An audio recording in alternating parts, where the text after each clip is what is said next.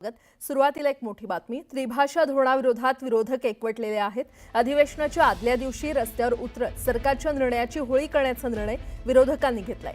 मराठी भाषा केंद्रातर्फे पुकारण्यात आलेल्या या आंदोलनामध्ये शिवसेनेचे उबाठाचे पक्षप्रमुख उद्धव ठाकरे यांच्यासह इतर राजकीय पक्षाचे प्रतिनिधी देखील उपस्थित राहणार आहेत। तर वांद्रे आणि दादर विभागात देखील या शासन निर्णयाची होळी करण्याचे आदेश उद्धव ठाकरे यांनी पक्षाला दिलेत।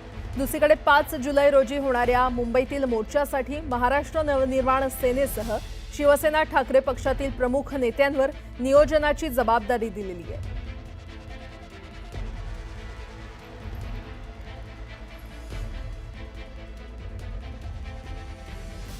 बातमीपत्रामध्ये आता पाहणार आहोत सकाळच्या महत्त्वाच्या 100 बातम्या अतिशय वेगवान स्वरूपात। सुरुवात करूयात। त्रिभाषा धोरणाविरोधात विरोधकांनी रस्त्यावर उतरण्याचा निर्णय घेत पावसाळी अधिवेशनाच्या आदल्या दिवशी या शासन निर्णयाची होळी करण्याचा निर्णय घेतला। मराठी भाषा केंद्रातर्फे पुकारण्यात आलेल्या या आंदोलनामध्ये शिवसेनेचे पक्षप्रमुख उद्धव ठाकरे यांच्यासह इतर राजकीय पक्षाचे प्रतिनिधी उपस्थित राहणार आहेत। पहिलीपासून मातृभाषा आणि 5वी पासून 3ऱ्या भाषेचा पर्याय असावा। 5वी नंतर कोणती भाषा घ्यायची हे पालकांनी ठरवावं, अशी भूमिका राज्याचे उपमुख्यमंत्री अजित पवार यांनी मांडली। महायुती सरकारच्या काळात आदिवासी विभागाला 2025-26 या आर्थिक वर्षात सर्वाधिक 21,500 कोटी निधी देण्यात आला असून गेल्या सरकारच्या तुलनेमध्ये 3,000 कोटी रुपये अधिक असल्याचं आदिवासी विकास मंत्री डॉक्टर अशोक उईके यांनी सांगितलं। मात्र आदिवासी विकास विभागाचा निधी मुख्यमंत्री माझी लाडकी बहीण योजनेसाठी वळवण्यात आला की नाही याबाबत भाष्य करणं टाळलं।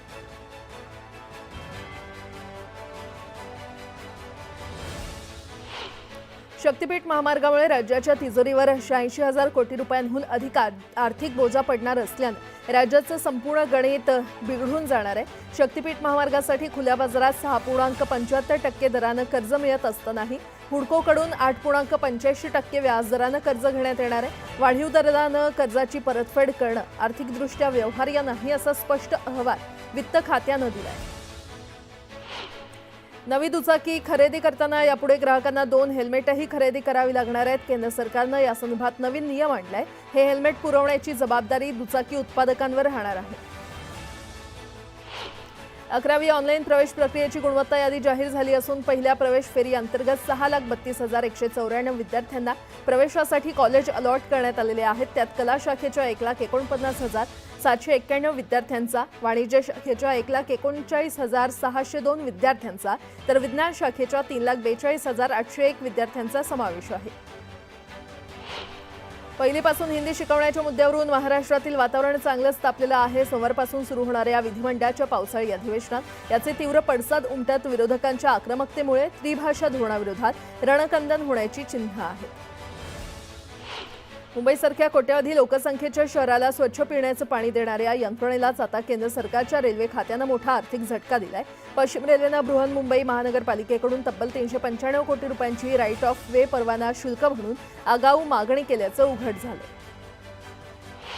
नोकरदारांसाठी आधार असलेली डबेवाल्यांची सेवा 200 रुपयांनी महागलेली आहे। जूनपासून नवा दर लागू होणार आहे, अशी माहिती Nutan Mumbai tiffin box suppliers charity ट्रस्टचे अध्यक्ष उल्हास मुके यांनी दिली आहे। राज्यातील पतसंस्थांनी बँकांच्या सहकार्यानं आणि नंतर फिनटेक कंपन्यांमार्फत ग्राहकांसाठी QR कोड सेवा सुरू केली होती। मात्र रिझर्व्ह बँकेनं पतसंस्थांच्या ग्राहकांची KYC अपडेट नसल्याचं कारण पुढे करत ही सुविधा देण्यास आक्षेप घेतलाय। त्यामुळे पतसंस्थांच्या व्यवसायावर मर्यादा आलेल्या आहेत। KYCचे नियम पूर्ण केलेल्या पतसंस्थांच्या ग्राहकांना QR कोड सेवा सुरू करण्यास परवानगी द्यावी, अशी मागणी केली जाते। त्रिभाषा धोरणाबाबतच्या शासनाच्या निर्णयाविरोधात 5 जुलै रोजी मुंबई इथे होणाऱ्या मोर्चामध्ये सहभागी होण्याचा निर्णय अखिल भारतीय मराठी साहित्य महामंडळानं घेतलाय। मराठी प्रेमी नागरिकांबाबत राज्य शासन असंवेदनशील असल्याचं अखिल भारतीय मराठी साहित्य महामंडळाचं म्हणणं आहे। महानगरपालिका शाळांच्या इमारतीमध्ये वर्ग खोल्यांसाठी आकारण्यात येणाऱ्या भाड्यामध्ये गेल्या वर्षी वाढ करण्यात आली।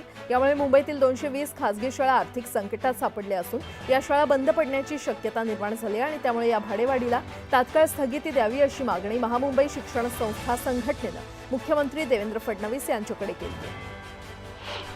नाशिक आणि त्र्यंबकेश्वर इथे भरणाऱ्या कुंभमेळ्याच्या आयोजनासाठी स्थापन करण्यात आलेल्या नाशिक त्र्यंबकेश्वर कुंभमेळा प्राधिकरणाला राज्य सरकारनं सर्वाधिकार दिले असून पुढील 3 वर्ष नाशिक जिल्ह्यात याच प्राधिकरणाची मक्तेदारी राहणार आहे। नाशिक महापालिका, जिल्हाधिकारी, जिल्हा परिषद आणि विभागीय आयुक्त अशा सर्व सरकारी, निमसरकारी या कार्यालयांना प्राधिकरणाचा आदेश पाळावा लागणार आहे। विविध प्रमाणपत्र, परवाने यासाठी देवाणघेवाण संस्कृतीच्या माध्यमातून पालिका कर्मचाऱ्यांकडून होणाऱ्या अडवणुकीतून नागरिकांना लवकरच मोठा दिलासा मिळणार आहे।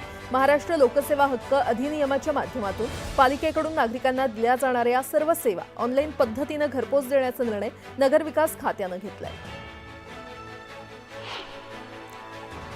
आता एक मोठी बातमी, विधिमंडळाच्या पावसाळी अधिवेशनाला उद्यापासून सुरुवात होणार आहे आणि या अधिवेशनाच्या पार्श्वभूमीवर राज्य सरकारकडून चहापानाचा कार्यक्रम आयोजित करण्यात आलाय। या चहापानाच्या कार्यक्रमात विरोधक सहभागी होणार की नाही याकडे सगळ्यांचं लक्ष लागलंय।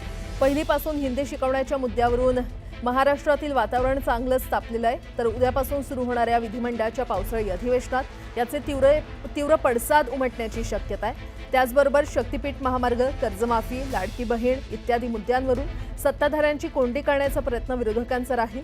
तर उपमुख्यमंत्री अजित पवार यांनी देखील विरोधकांच्या सुरात सूर मिळवत पहिलीपासून हिंदीच्या सक्तीला विरोध केलाय, पण सरकार हिंदीच्या सक्तीवर ठाम आहे। सरकारच्या या निर्णयाविरोधात सभागृह आणि सभागृहाबाहेर संघर्ष करण्याची जोरदार तयारी विरोधी पक्षांनी केली आहे आणि यामुळे हे अधिवेशन पहिल्या दिवसापासूनच वादळी ठरण्याची शक्यता आहे।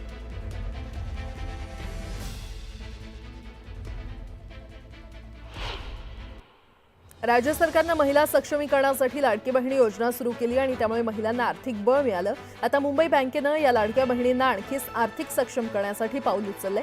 10 लाख लाडक्या बहिणींना प्रत्येकी 1 लाखांचं बिनव्याजी कर्ज देणार आहेत आणि त्यामुळे लाडक्या बहिणींना छोटा मोठा उद्योग व्यवसाय सुरू करणं शक्य होणार आहे।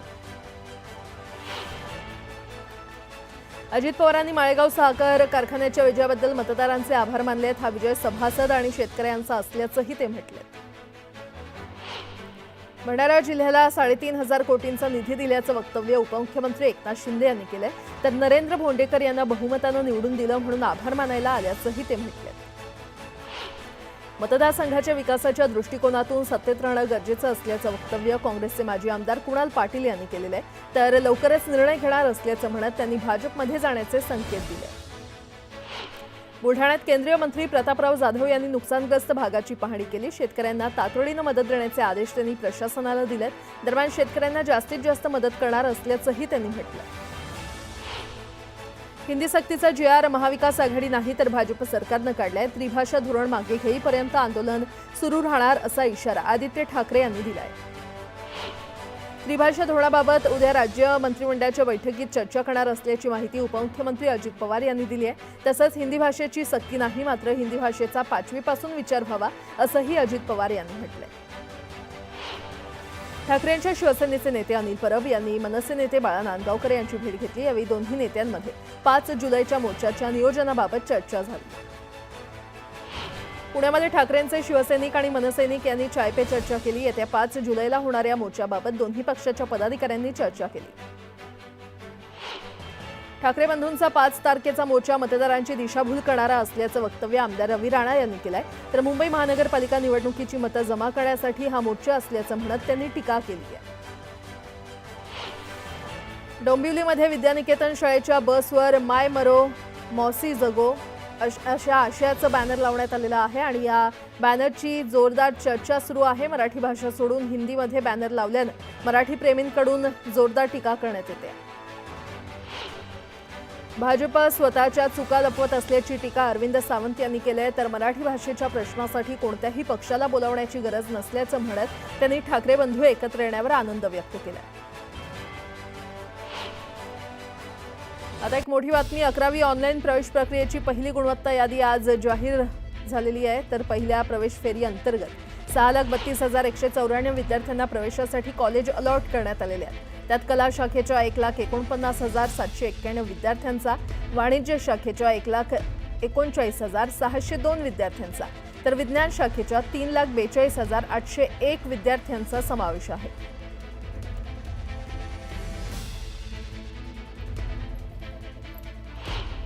नागपूरच्या वर्धमान नगर परिसरातील पारडी उड्डाण पुलावर एकानं दुचाकीवरून स्टंटबाजी केली। स्टंटबाजी करणारा व्यक्ती पोलिसांच्या गणवेशात असल्यानं जोरदार चर्चांना उधाण आलंय. दरम्यान पोलिसांकडून स्टंटबाजी करणाऱ्याचा शोध सुरू आहे. जळगावच्या धरणगाव बस स्थानकावर पंढरपूरच्या प्रवाशांनी संताप व्यक्त केलाय. धरणगावहून निघणारी बस एरंडोलहून भरून आल्यानं प्रवाशांनी आक्रमक पवित्रा घेतला. दरम्यान एसटी प्रशासनानं दुसऱ्या बसची व्यवस्था केल्यानं तणाव निवळला. बुलढाण्याच्या खामगाव शहरात सलग दुसऱ्या दिवशी नगरपालिकेनं अतिक्रमणावर धडक कारवाई केली आहे. कारवाईमुळे छोट्या व्यावसायिकांवर उपासमारीची वेळ आली आहे आणि यामुळे छोट्या व्यावसायिकांनी नगरपालिकेच्या कारवाईला विरोध केला. HQWNC आणि त्यांच्या संलग्न युनिट्सकडून सुरू असलेल्या अन्यायकारक कामगार धोरणांचा निषेध करण्यासाठी इंडियन नेव्हल एम्प्लॉई युनियनच्या वतीनं लाक्षणिक उपोषण सुरू आहे आणि मुंबईच्या आझाद मैदानात हे उपोषण सुरू आहे. पुण्यामध्ये वानवडी परिसरात टोळक्यांनी घरांवर हल्ला केला. हल्ल्यामध्ये टोळक्यांनी अनेक घरांच्या दरवाजांची तोडफोड केली आहे. पोलिसांकडून टोळक्यांचा शोध घेतला जातो. करमाळामध्ये पोलिसांनी 2 दुचाकी चोरट्यांना अटक केली आहे. चौकशीतून 12 दुचाकी चोरीचे गुन्हे उघडकीस आलेत. दरम्यान चोरट्यांकडून 7,20,000चा मुद्देमाल जप्त करण्यात आला. HQWNC आणि त्यांच्या संलग्न युनिटकडून सुरू असलेल्या अन्यायकारक कामगार धोरणांचा निषेध करण्यासाठी इंडियन नेव्हल एम्प्लॉई युनियनच्या वतीनं लाक्षणिक उपोषण सुरू आहे. मुंबईच्या आझाद मैदानात हे उपोषण केलं जात आहे. मोठी बातमी, त्रिभाषा धोरणाबाबत राज्य मंत्रिमंडळाच्या बैठकीत चर्चा करणार असल्याची माहिती उपमुख्यमंत्री अजित पवार यांनी दिलेली आहे. तसंच हिंदी भाषेची सक्ती नाही, मात्र हिंदी भाषेचा 5वी पासून विचार व्हावा असंही अजित पवार यांनी म्हटलंय. त्रिभाषा धोरणाबाबत कॅबिनेटमध्ये काय चर्चा होते याकडे आता राज्याचं लक्ष लागलंय.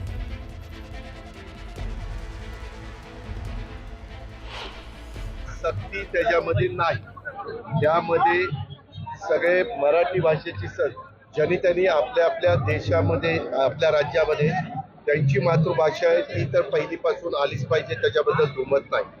आणि आम्ही म्हणालो की 5वी पासून या भाषेचा विचार त्या बाबतीमध्ये करावा, त्याच्यामध्ये चालतंय. आता बरीचशी मुलं इंग्लिश मिडियमला असतात, ती इंग्लिश मिडियमला त्यांचे पालकच घालतात, मुलांना इंग्लिश मिडियमला जायचंय, त्यावेळेस पण तिथं मराठी आपली मातृभाषा लिहिता वाचता बोलता आलीच पाहिजे ना. पुन्हा एकदा बातम्या पाहूयात वेगवान स्वरूपात.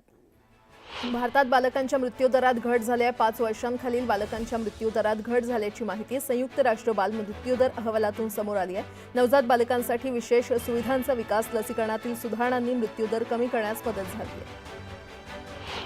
मुंबई बॉम्बस्फोटातील दहशतवादी साकीब नाचनचा दिल्लीमध्ये मृत्यू झालाय. मुंबई सिरियल बॉम्ब ब्लास्टमध्ये साकीब नाचन हा मुख्य आरोपी होता. त्यानंतर आयसिस मॉड्यूलमध्ये डिसेंबर 2023 मध्ये एनआयएनं पुन्हा त्याला अटक केली होती. एअर इंडियाचं विमान मुंबईहून चेन्नईला जात असताना जळण्याचा वास आल्यानं विमानाला मुंबईमध्ये उतरवण्यात आलं. ही घटना काल रात्री घडली. मुंबईहून उड्डाण घेतलेल्या AI-639 या विमानाला जळण्याच्या वासामुळे परत मुंबईमध्ये उतरवण्यात आलं. अंतराळवीर शुभांशु शुक्लांना पंतप्रधान मोदींनी शुभेच्छा दिल्या. त्यावेळी पंतप्रधानांनी शुभांशु शुक्लासोबत मनमोकळा संवाद साधला. अंतराळातून भारत भव्य दिसतो अशी प्रतिक्रिया मोदींसोबत बोलताना शुभांशु शुक्ला यांनी दिली आहे. काटा लगा या गाण्यामुळे देशभरात प्रसिद्ध झालेली बॉलिवूड अभिनेत्री शेफाली जरीवाला हिचं निधन झालंय. 42 वर्षीय शेफालीचा हृदयविकाराच्या झटक्यानं मृत्यू झाला. अंकल उर्फ मन्नू पल्लू या जहाल माओवाद्याला गडचिरोली पोलिसांनी अटक केले. भूसुरुंग स्फोटाद्वारे 15 जवानांच्या मृत्यूचं कारण बनलेल्या मन्नू पल्लू या माओवाद्यावर 6 लाखांचं बक्षीस लावण्यात आलं होतं. अटक करण्यात आलेल्या माओवाद्यावर 2 खून आणि 3 चकमकीसह 5 गुन्हे दाखल आहेत. शिवसेना आमदार संतोष बांगर यांनी विठ्ठल मंदिर प्रशासनाला पत्र लिहिलंय. 21 कार्यकर्त्यांना दर्शन देण्याची विनंती त्यांनी पत्रातून केली आहे. VIP दर्शन बंद असताना दर्शनासाठी आमदारांनी धडपड सुरू केली आहे. वारकरी संप्रदायातील शिस्तबद्ध दिंडी म्हणून ओळख असणाऱ्या संत गजानन महाराज यांच्या वारकऱ्यांच्या सामानासाठी विशेष व्यवस्था करण्यात आली आहे. उळे कासेगाव ठिकाणी मुक्कामी असणाऱ्या पिवळ्या आणि काळ्या ताडपत्रीत सामान ठेवून त्याला एक विशिष्ट कोड दिला जातो. वॉटरप्रूफ मंडपाची देखील सोय करण्यात आली आहे. एकीकडे ठाणे पालिका क्षेत्रामध्ये अनधिकृत शाळांचा मुद्दा गाजत असताना दुसरीकडे अनेक शाळांमध्ये मुख्याध्यापकांचा तुटवडा जाणवू लागलाय. ठाणे पालिका सेवेतील उपशिक्षकांना पदोन्नती देण्यात आल्यानं 38 मराठी शाळांना मुख्याध्यापक मिळालेले आहेत.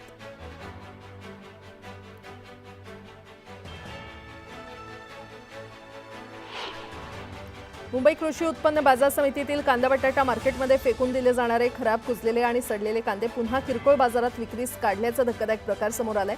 त्यातील काही पोती गुपचूपपणे गोळा करून स्थानिक फेरीवाले आणि किरकोळ विक्रेते त्याचा उपयुक्त भाग वेगळा करून पुन्हा विक्री करत असल्याचं स्पष्ट झालंय। आता एक मोठी बातमी, शिवसेना उबाठाचे नाशिक महानगर प्रमुख विलास शिंदे आज शिवसेनेमध्ये प्रवेश करणार आहेत। 8 नगरसेवक आणि 10 जिल्हा परिषद सदस्य आणि 50हून अधिक सरपंच आणि ठाकरे गटाच्या 40हून अधिक पदाधिकाऱ्यांसह ते शिवसेनेमध्ये प्रवेश करणार आहेत। नाशिकहून 400हून अधिक 4 व्हीलर्स आणि हजारो कार्यकर्त्यांसह जोरदार शक्ती प्रदर्शन करत नाशिकहून जात शक्ती प्रदर्शन करणार आहे।